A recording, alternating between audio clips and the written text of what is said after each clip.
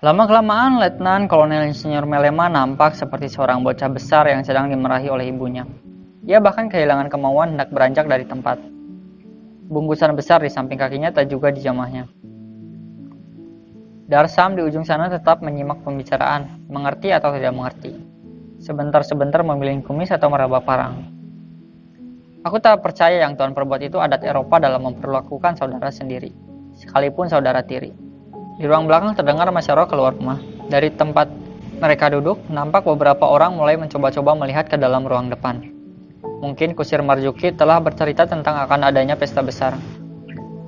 Maisaro masih juga meneruskan pekikannya, memanggil-manggil analis dan mengutuk pembunuhnya. Beberapa orang yang mengintip-ngintip itu menarik diri, hilang dari pemandangan. Mungkin hendak mendengarkan Maisaro. Dan dalam waktu pendek penduduk kampung mulai berdatangan, laki dan perempuan, juga kanak-kanak, menggerombol di depan gedung. Beberapa orang perempuan malah telah terdengar di ruang belakang, dan tangis Maisaro terdengar tak sekeras tadi. Tak jauh di belakang mereka kini terdengar sedu-sedanya. Perempuan-perempuan itu semakin mendesak ke pintu penghubung antara ruang depan dan ruang belakang. Insinyur Melema mengangkat kepala melihat pada mereka. Ia bangkit berdiri, tapi sebelum pergi, Nyai cepat-cepat mendahului. Jadi kapan kami harus angkat kaki dari sini? Aku telah tunjuk seseorang untuk memimpin perusahaan ini. Jadi kapan kami harus pergi? Sekarang telah kuputuskan penundaan. Bagus, menunda. Bagaimana dengan anak ini? Rono Melema? Maurits Melema melihat pada bayi itu. Matanya berkedip. Siapa Rono Melema? Tuan tahu Robert Melema sudah mati? Ini anaknya. Aku tak kenal Rono Melema. Lebih baik Tuan ambil perwalian anak ini sekarang juga. Bayi ini lebih mudah dibunuh. Kalau tidak, warisan Tuan akan berkurang. Membiarkannya hidup, Tuan pun tak bisa. Anak ini belum pernah menangis. Mungkin bisa sejak kecil. Orang-orang kian mendesak di depan rumah dan dari dalam rumah. Mama mengulurkan bayi itu pada tamunya.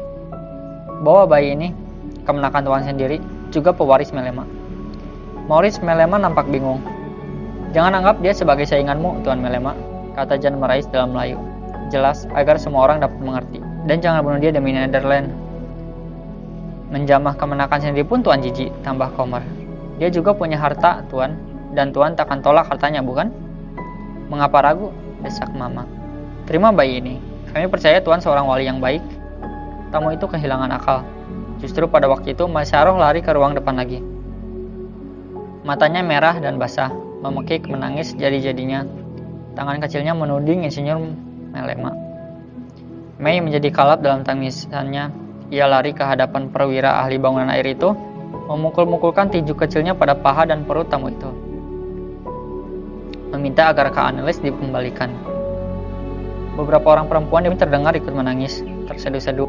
Mei terus menunjuk pada pembunuh kakak kesayangannya pada semua penonton. Mama menyuruh Insinyur Maurits Melema untuk pergi sebelum terjadi kerusuhan. Orang-orang di sini sedang berduka cita. Mereka semua tersinggung perasaannya. Insinyur Maurits Melema menuding pada bungkusan di samping kaki, tapi tak ada suara keluar dari mulutnya. Ujung telunjuknya gemetar.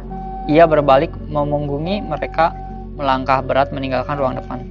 Tangan kirinya memegangi sorong pedang. Semua tinggal duduk. Maisaro mengikuti dari belakang, menarik-narik celananya dan terus meraung untuk mengembalikan ke Annelies. Maurits tak menengok lagi. Kedua belah tangannya tidak berlenggang. Badannya agak membongkok waktu menuruni jenjang, seperti seekor katak tersasar di tengah-tengah manusia. Ia kelihatan kecil, tidak berarti. Orang-orang yang menonton menyibakkan diri memberi jalan. Terdengar dengung mereka di bawah pekikan Maisaro yang masih juga menarik-nariknya. Pembunuh, pembunuh saudara tiri. Darsa melompat, menarik parang dan mengacung-acungkan. Binatang, raungnya. Haram. Noni Annelies, Nyai tidak sangka orang menyatakan ikut berduka cita. Mama tak menjawab. Ia berikan Rono pada salah seorang di antara perempuan itu. Bungkusan yang ditinggalkan tamu dibukanya. Isinya koper tua dari kaleng.